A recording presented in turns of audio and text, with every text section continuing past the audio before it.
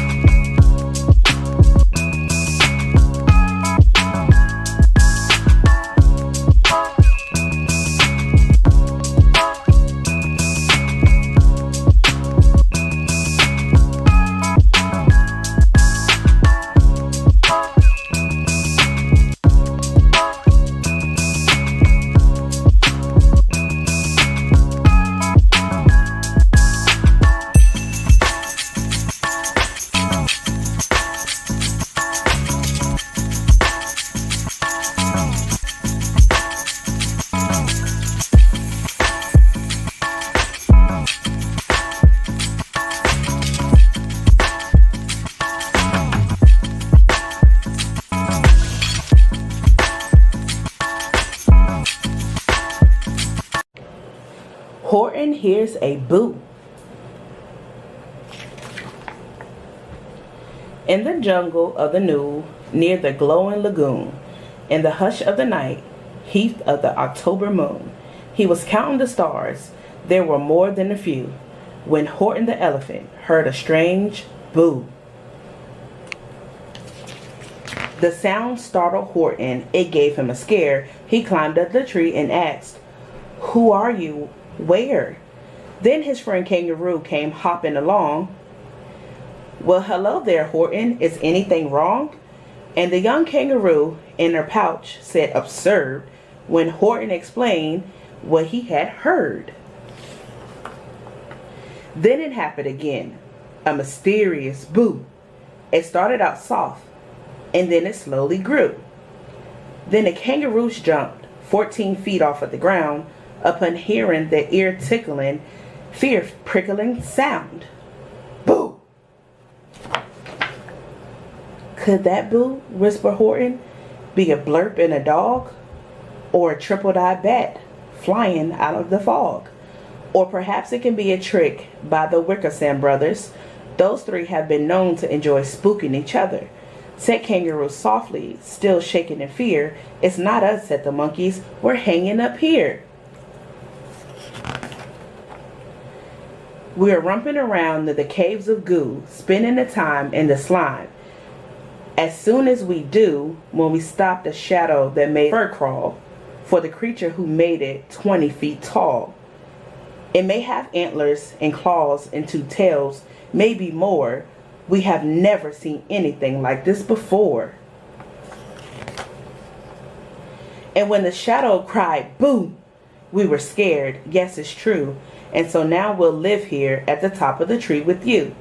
Maybe not, said Horton, now beginning to doubt. What on the earth could this creature be booing about?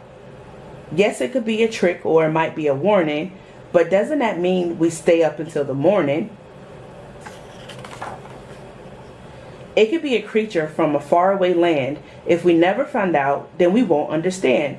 Horton climbed up the tree and he tiptoed to the cave, and his friends followed suit, trying hard to be brave. Then a sound echoed forth from the caves of goo, and then the sound wasn't small, but it made a big, booming boo. The young kangaroo quickly covered his ears, hugging Horton so tightly it brought him to tears. It's not just nice to say boo, you ought to remind him, the monkeys told Horton while they hid behind him. Horton opened his ears, which were big and quite keen, and the noise that heard wasn't spooky or mean. Yes, he heard that boo, that was perfectly true, but he listened some more, and then he heard a boo-hoo. 'Twas a lost little woo, so incredibly small, without the help from a lens, you wouldn't see him at all. And they clung to the leaf of a brie nut flower, a tree which to them seemed like a tower. My goodness, said Horton, what's wrong, little one? Crying all by yourself doesn't seem like much fun. We all thought your boo was intended to scare us, but now that we've found you, we feel quite embarrassed. Horton's friend gathered round, all looking astounded, and also relieved that their fears were unfounded. Had they been so afraid of a little small who? Why, how can we help you? Asked the young kangaroo. Will you carry me home? Said who? Pretty please. I whooshed out of the house by a mouse with a sneeze, and then the breeze made it worse and the wind sent me flying. I crash landed here and I haven't stopped crying. If you bring me back home, my boo-hooing is over. And the elephant smiled. I know just the right clover. Some things may sound spooky the first time you hear them, but that doesn't mean that you continue to fear them. If you listen to folks all the way to the end, you might meet a who becomes a new friend. The end. I hope you all go out tonight and have such amazing fun. Remember, have those people smell your feet when you knock on that door. Get lots of candy, but don't eat it until your belly hurts. I hope you enjoyed this Halloween episode. I'll see you in the next video. Bye.